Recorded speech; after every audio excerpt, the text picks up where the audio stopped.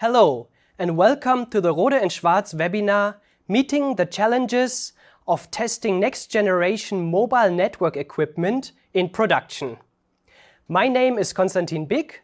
I am an application engineer for the spectrum and signal analyzers at Rohde & Schwarz. In today's webinar, my partner will be Mahesh. Mahesh is a market segment manager in wireless communication, and he is an expert when it comes to cellular and non-cellular technologies. Mahesh has also a very good understanding of the infrastructure market and equipment testing. In today's webinar, the agenda will be as follows. At first, Mahesh will give an overview of industry trends that are driving network equipment production efficiency. Next, we will discuss challenges particular to testing in production environments. We will then show test concept to overcome those challenges. This is where I will give a demonstration with the Rohde & Schwarz PVT360A. Finally, we will give a summary and a conclusion for today's webinar. Mahesh, will you take over and give an overview to our audience about the today's and future infrastructure market? Thank you, Konstantin, for that nice introduction to the webinar. Hello, ladies and gentlemen. Welcome to the webinar. I'm Mahesh Basavaraju, and I'll be taking you through some of the key trends riding the infrastructure market. To start with, the last 4 years have been significantly well for the infrastructure segment, with the 5G deployments on the rise and steadily growing towards the peak. And we expect this growth to continue with the 5G's adoption into the enterprise vertical. And coming to the network architectural changes driven towards virtualization and also a lot of talk around O-RAN, and in an effort towards providing a flexible and cost-efficient RAN. And equipment vendors have also increased their focus or prioritized their efforts towards sustainability and power efficiency for RAN products. Yeah, and then taking the data from Ericsson Mobility Report, we see strong 5G uptake in North America, followed by Northeast Asia. And here we see the 5G mobile subscriptions to be reaching around 35% in this year, 2022.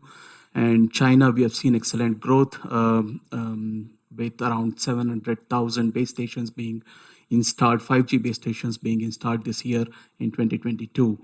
And by 2028, we see significant growth in North America with the subscription levels reaching up to 90% and above, followed by Western Europe, Gulf countries, and Northeast Asia. Good news, 5G is kicking in India, and also followed by the digital transformation journey initiated by the Southeastern countries and Latin America. We can see more and more mobile subscriptions, 5G subscriptions, reaching towards the 5 billion mark by 2028. Region-wise, you can expect the APAC to see the strongest growth year on year. Supply chain, yes, we do see some issues when it comes to certain base station components and also the server PCs on which the DUs can be installed. But overall, compared to the devices, the base station market is less affected because of the highly specialized chips used in the base station. With these insights, I would like to now move on to these trends, which are mainly impacting the production. So starting with miniaturization, and then followed by the 3Ds, densification, disaggregation, and digitalization. Miniaturization, infrastructure vendors have continued to innovate and miniaturize the electronics. The RAN equipments have come down in size and weight, making network equipments highly integrated and more viable to be deployed in any kind of cell sites. When it comes to densification, here we can see the forecast for the radio remote units shipped.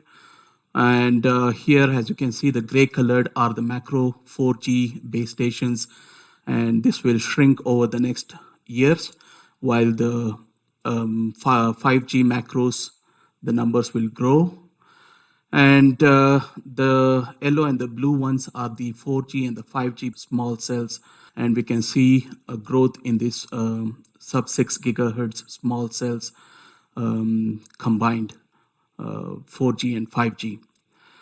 And by the year 2026, you can see you have, say, for example, the number of small cells slightly outdoing the number of macro base stations deployed. So an indication towards densification. And overall, the 5G millimeter wave equipment, irrespective of whether it is a small cell or macro, here the millimeter wave, it has not grown as it was expected in the early years, but it is just a matter of time before it flies. Because when you have that requirement for very low latency and very high data rates, millimeter wave band or frequency is the range to look for. Yeah.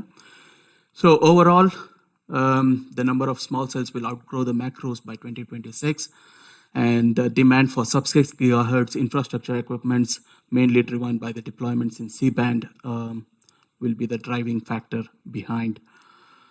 Coming to the disaggregation, so here by 2027, we expect more than 60% of the base stations shipped will support O-RAN, and which means a multi-vendor solution requires new players to flexibly scale the production line capacity in line with the demand, market demands. Also, another aspect will be about the test approaches and industry consensus, which will be required to keep the cost of test low, particularly in the production. Yeah. And next key trend would be the digitalization. 5G, the technology with the availability of release 16, release 17 is now more suitable for the enterprise use cases. And the early adopters would be the manufacturing segment. And we also see a good growth in the automobile manufacturers adopting 5G, deploying private networks in their manufacturing facilities.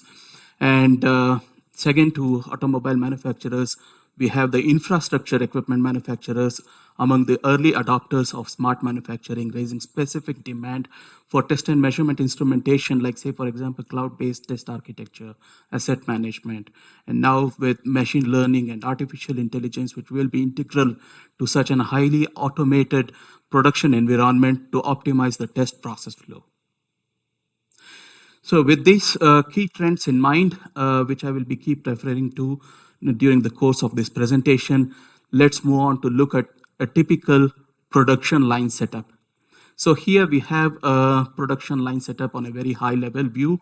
So starting from the sub-assembly lines where individual modules are manufactured or produced, say for example the digital board, which has many tests around voltage measurements around checking the interfaces, some common tests like checking the voltages at different test points within the modules.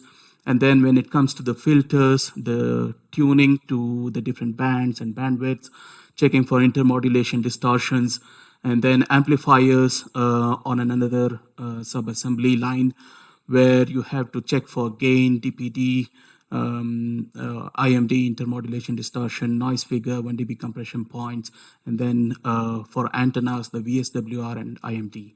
So all these sub-assemblies or modules, when they are integrated, you have the finished radio equipment or infrastructure equipment, which can be a small cell, a macro base station, or a repeater.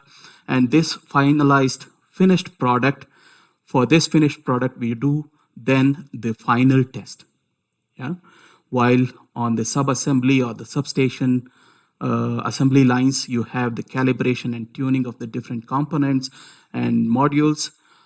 For the finished product, you have the final test where you carry out the 3GPP test cases from the test specifications for 5G, the 38 series. And this will be not the whole test suite. Remember, it will be a subset of the 3GPP test cases.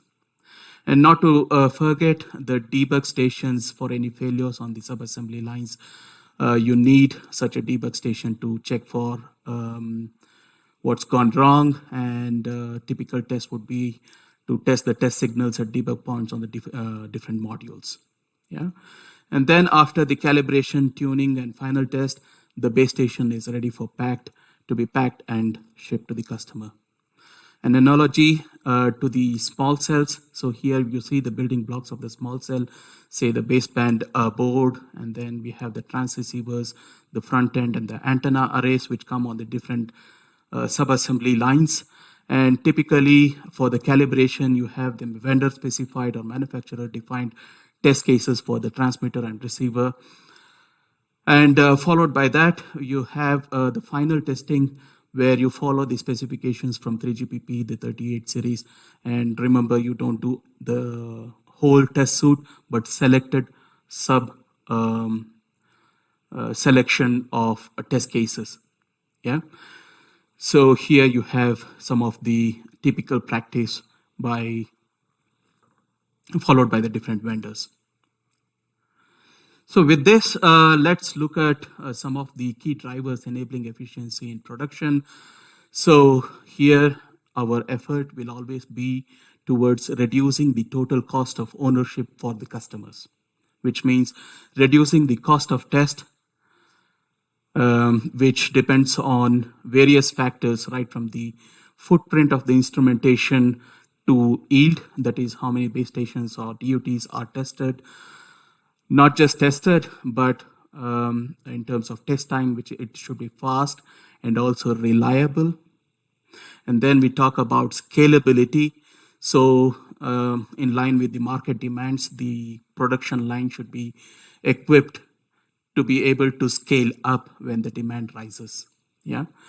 And then with the digitalization efforts, we have specific demands for cloud-based testing and also automation and asset management. So during the next slides, I would like to touch upon all these aspects from a Rohde & Schwarz perspective. So diving into production efficiency or increasing the yield or throughput on a production floor.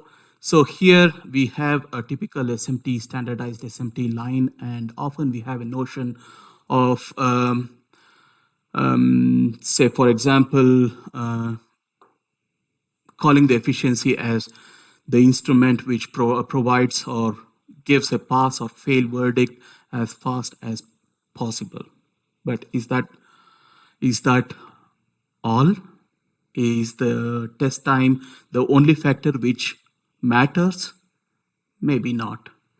So if you look at the SMT line, once you start having failures at the different stages, then you can automatically see the modules are going back to the to be scrapped or to the debug stations as you see more and more failures on the test.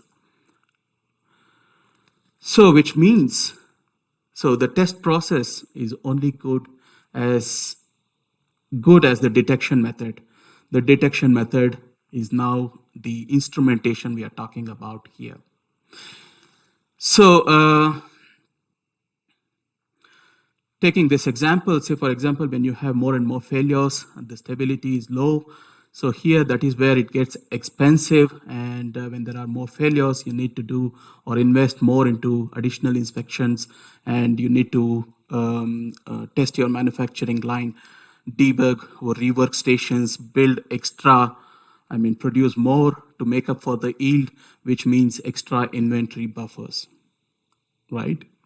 So is test time alone the factor for production efficiency? Maybe not. So what are the other factors which we need to consider? Say, for example, here I have, say, the RF performance.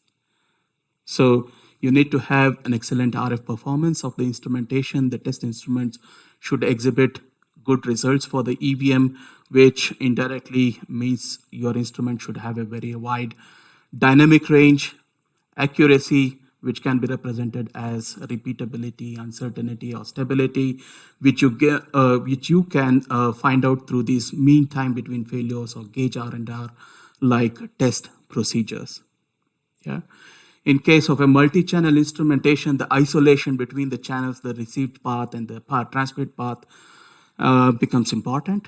And also One of the most desired feature for an instrument on the production line would be the traceability back to R&D stages like DVT, design validation step, for faster debugging, which means it gives you the required or much required time to market advantage.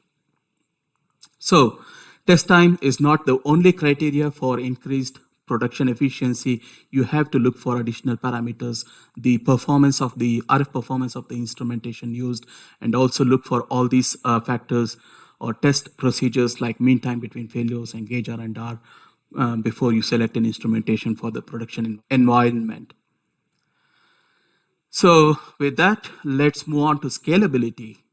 So with the increasing demand for infrastructure equipments, scalability, does it mean that I stack up more number of instruments and to be able to test more number of devices? Maybe we have to look at some of the, we have to now look at some innovative test methods to be scalable. And that is what I will be introducing in the next slides, doing more with less resource.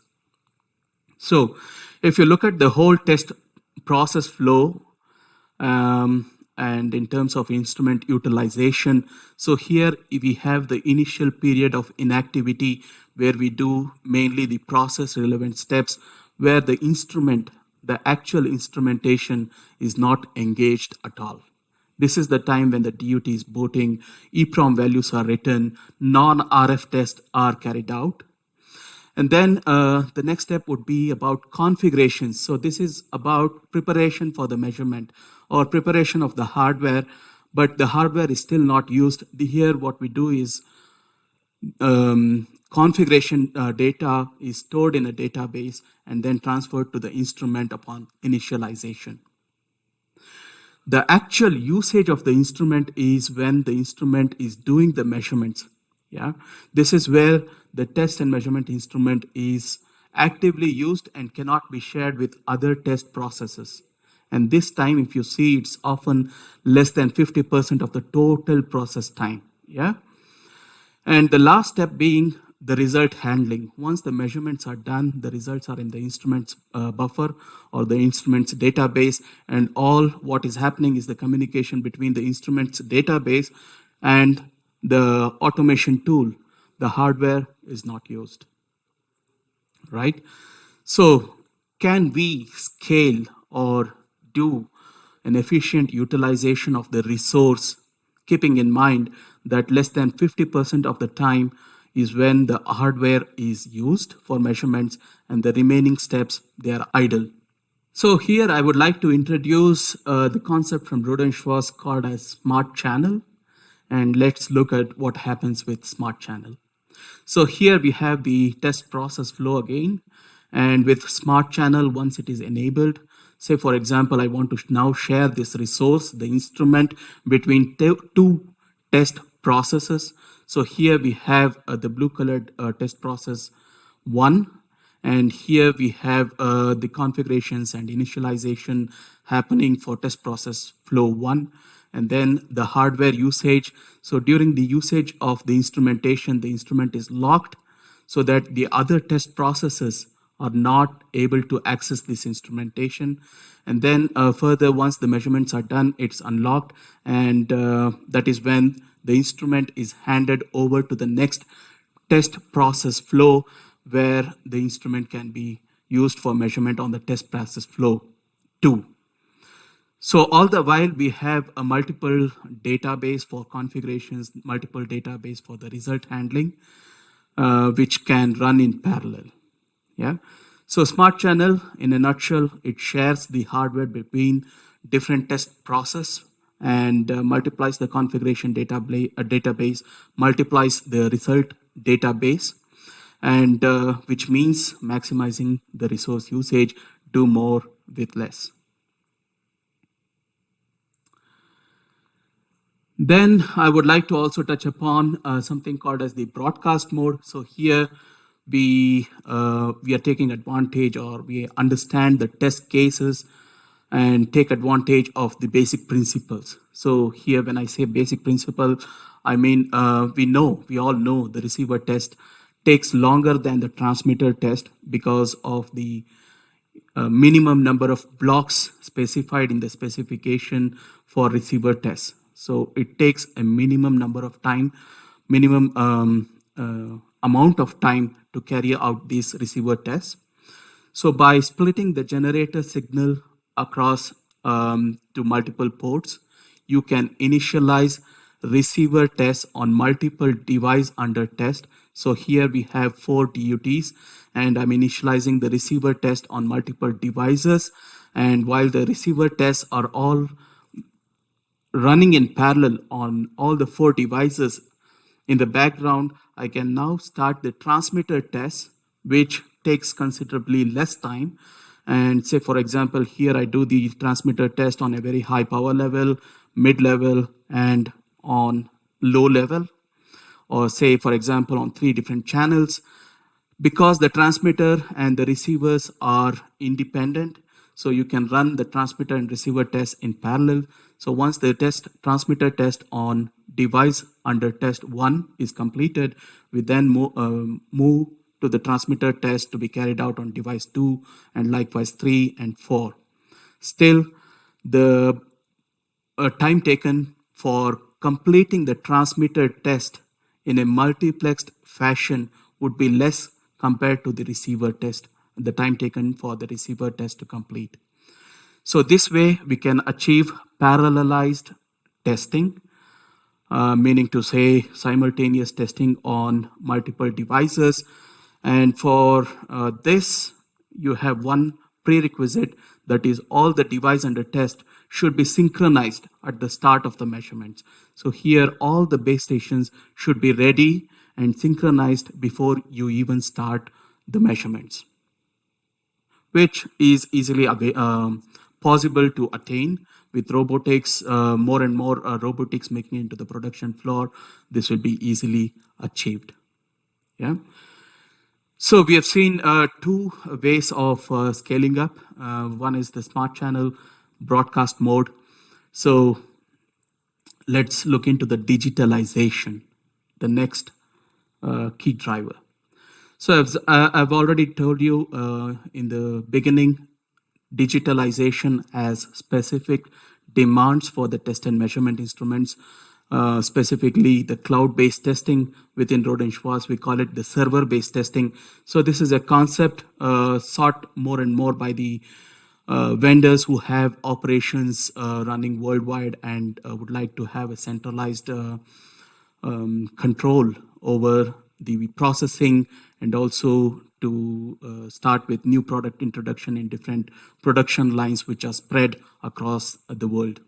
So the concept here behind server-based testing is you have simple instrumentations like, say, for example, the power sensors and signal analyzers and the one-box testers, which capture the IQ data.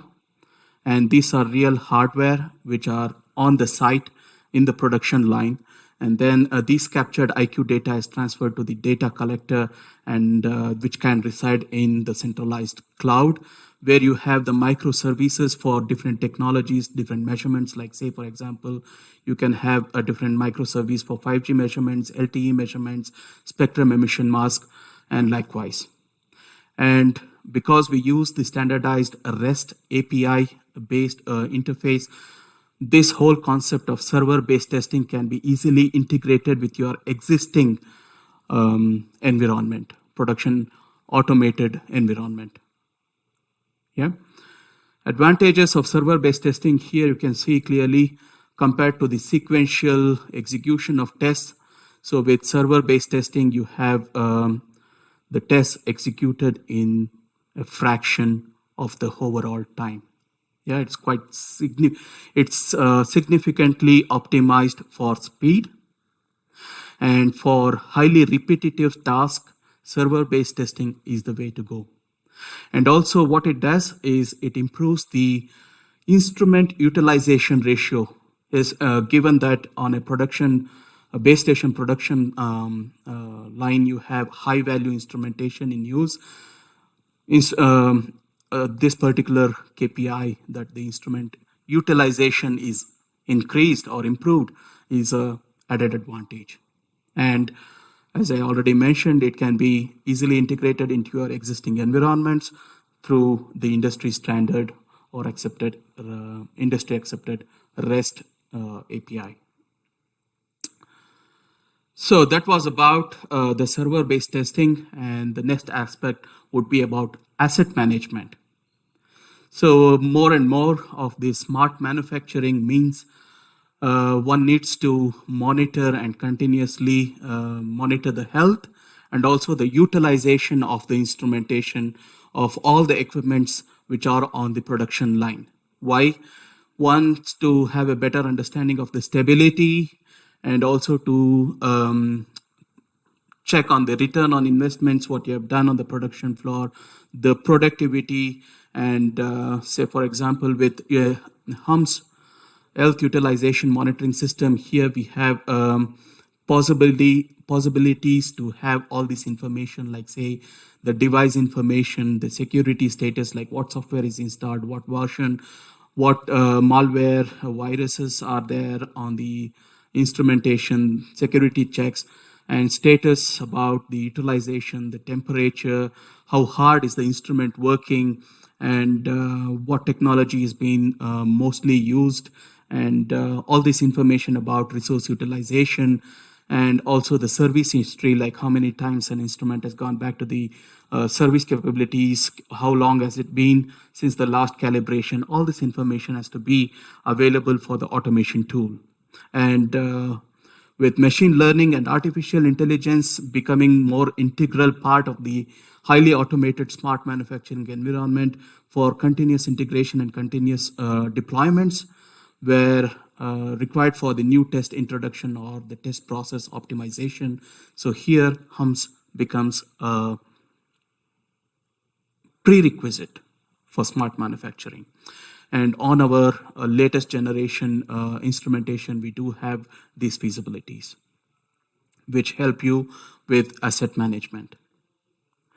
Next, so far we have seen about what matters most for the customers, the performance, the scalability features, and how can it be integrated into an existing automated test environment. And let's look at the automation where test intelligence becomes fundamental. Yeah. Okay, let's talk about automation, what is changing. So we have always had this purpose-built test automation software implemented by the manufacturers themselves. And as we saw in the initial slides, we are moving slightly towards chipset-based RAN products. And here the chipset vendors will provide the tooling required for automation for individual setups. And what is this test automation software basically doing is controlling the instrumentation within the ATE and also the device under test, which could be a small cell repeater or a macro base station, and carrying out all those tests, including calibration, verification, and providing the results in a graphical representation as required by the different vendors. We have operators who have chosen multiple products which are using different chipsets. So here the need of the hour is a customized solution, one solution which can handle the multiple chipsets and also provide those, carry out those tests with the same amount of accuracy as the chipset vendor tool would do. So for this, from Rohde & Schwarz, we have the wireless automated test framework, which is tailored for production testing and non-signaling R&D applications like production validation tests. So here you can see the schematic. So here in this, we have the test API, which carries out the tests for different technologies, controls the different instrumentation from R&S, and also controls the different chipsets coming from different vendors. And there is also possibility to interact with the DUT and some tools, common tools for report or graphical representation as the vendor chooses to have, limit checking, sanity checking. And this is also the sequencer wherein you can have different test cases added in, which could be manufacturer specific, and basically arranging your test cases how you want to run them on a production floor or different stations within the production line. So some key features of this WMT framework is it can be flexibly integrated into an already existing automated testing environment and fully customizable. So this is a product which is service model based. So which means you provide the requirements and we provide you the product according to your requirements. Yeah, and also it is field proven, meaning to say sometimes we have seen that WMT is extremely optimized for speed and is faster than some of the chipset vendor tools themselves. In terms of efficiency, you have the feasibility to use all those concepts which we have discussed, broadcast mode and also the interleaving, which means the smart channel. Yeah, and also you can have a customizable GUI according to your needs. So overall, WMT making the non-signaling tests fast, not just fast, accurate and easy, providing you the time to market advantage. So with this, it's time for me to hand it over back to Konstantin to give you some demonstrations about or around all the topics or concepts which we have discussed so far. Rohde & Schwarz, we provide solutions for across the ecosystem, right from components, component vendors, module makers, a design validation phase, the production validation phase, and also for mass production. So we have the latest and greatest performance vector tester, the PVT360A, and it is my privilege now to hand it over to Konstantin for further demonstration of this great box. Thank you, Mahesh. Before we will go into the demonstration of how to overcome challenges in production testing of small cells with the Rohde & Schwarz PVT360A, I want to first introduce the instrument to you. With the Rohde & Schwarz PVT360A, the customer has an instrument that combines the vector signal generator and the analyzer side in one instrument. We can configure up to 2 TRX channels that both can cover up to 8 GHz. So this is aiming at FR1 frequencies. With the Rohde & Schwarz PVT, we also have multi-port operation, which I will demonstrate in a short moment. We have up to 500 MHz of analysis bandwidth, and we have great EVM performance.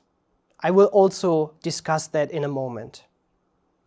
During my demonstration, I will show 3 neat features of the PVT. The first is the generator broadcast mode. The second will be the smart channels. The third, I will go a little bit deeper into the RF performance. Finally, I will show an exemplary measurement scenario of a 5G downlink evaluation, testing together with the Rohde & Schwarz VSE, Vector Signal Explorer software. Here I brought the Rohde & Schwarz PVT360A with me. I will now demonstrate the first feature, the generator broadcast mode. The instrument can be configured up to 2 TRX, transmitter-receiver signal paths. Each of the 16 ports of the PVT360A can be configured to be either a generator or an analyzer. While for the analyzer, I can choose just one signal port, the generator side can be broadcast to up to 8 ports at a time. For example, I have a 5G New Radio 100 MHz signal configured on this generator. On the right-hand side, I can choose the RF ports that I want this signal to be outputted on. For example, if I click here the checkboxes, all the generators will start. This feature is very handy when testing multiple DUTs, for example, base station receiver tests, in parallel. The next feature I want to introduce are smart channels. With smart channels, the instrument can be divided into multiple channels. We call them virtual instruments. For example, the PVT360A could be divided, as seen in the slides, vertically into instrument 1 and instrument 2. Another option is to divide the instrument into 4 virtual instruments. We could even add an additional horizontal split to make 8 instruments. Whenever I change the Smart Channel settings, the instrument requires a reboot. The advantage of the Smart Channels is that all of my instruments, the virtual channels, have dedicated databases and visa addresses. In the GUI, the 2 channels are clearly distinct. For example, I could use one instrument to set up an LTE measurement configuration. In the other channel, I could easily set up a 5G measurement scenario. Both run in parallel. In the Smart Channel mode, the instrument schedules resources automatically. For example, if 2 channels use one generator, the scheduling makes sure that if one resource becomes available again, the other channel can take it. For the third feature, I want to look into the RF performance of the PVT360A. Here you can see a EVM best-top curve for a 5G new radio signal, more precisely the test model 3.1, with a 100 MHz bandwidth and a 30 kHz subcarrier spacing. I benchmarked the instrument at 3.5 GHz. You can see that in the sweet spot, the EVM performance sits comfortably below -55 dB. For base station transmitter tests, I run the signal analysis on the familiar Rohde & Schwarz VSE, Vector Signal Explorer software. Here in the Rohde & Schwarz VSE software, I configure 3 5G new radio channels. One will be used to evaluate signal modulation quality, EVM. The second I will use for an ACLR measurement. The third will be a spectrum emission mask measurement. To save valuable time in production, I do a 300 MHz capture and evaluate EVM, ACLR and spectrum emission mask on the same capture. In the VSE, you see the EVM result as well as pass or fail indicators for the spectrum measurements. This concludes my demonstration of how the PVT360A can help to address challenges faced in production environments. I would like to give back to you, Mahesh, for a conclusion of our webinar. Thank you, Konstantin, for that excellent demonstration of the PVT360A. Looking back at a typical production line, so what we have covered with the PVT360A is the heart of the system, which is the vector signal generation and analysis with inbuilt switching and multiplexer. If you have a look at the typical ATE used in a production line, you need more than vector signal generation and analysis. Like say, for example, you need a vector network analyzer for characterization of the filter and the antennas, the analog signal generators generating those blocking signals for intermodulation distortion tests, and then the oscilloscopes for debugging and checking signals at test points on a module. And depending on the frequency, you need appropriate shielding. Rohde & Schwarz, being a long-term partner for the communication industry, we provide the widest portfolio for the production environment, starting from test bench essentials like, say, they recently launched power sensors, the NRP series, which goes up to 90 gigahertz with an Ethernet connection, and which is a 3-path diode sensor. And then we have the oscilloscope family, the power supply units, the network analysis analyzers for calibration and tuning combined together with the switching matrix, the server-based testing, and also the instrumentation required, or which caters to both the design validation stage as well as the mass production, you can opt for a two-box solution, like say, for example, here we have the SMM and the FSW, the two-box solution for the DVT stage, and then the PVT360A, which fits in conveniently into the DVT as well as the mass production stage for FR1 testing. And likewise, we have the CMP200 for FR2 small cell testing, the two-box solutions for mass production, which are optimized for speed. And then coming to the chambers, depending on what you're testing, if it is an array module, or we have the CMQ200, and then for small cells, we have the ATS 1800C, the chambers which come on wheels. So quite a comprehensive portfolio of solutions meeting all your production test needs at one place, Rohde & Schwarz. With this, I would like to conclude saying, okay, industry trends such as disaggregation, digitalization of the production flows call for robust solutions like the PVT360, which are reliable, scalable, which increases the efficiency on the production floor, reduces the cost of test. And Rohde & Schwarz, with its wide portfolio, is your trusted partner, offering innovative, future-proof solutions for all your testing needs on the production floor. With this, I come to the end of my presentation, and I would like to now hand it over back to Konstantin for any last words. Thank you for your attention. Thank you, Mahesh. We now come to the end of our webinar. Dear guests, I hope you found the webinar interesting. You can always find further information on our website. Thank you.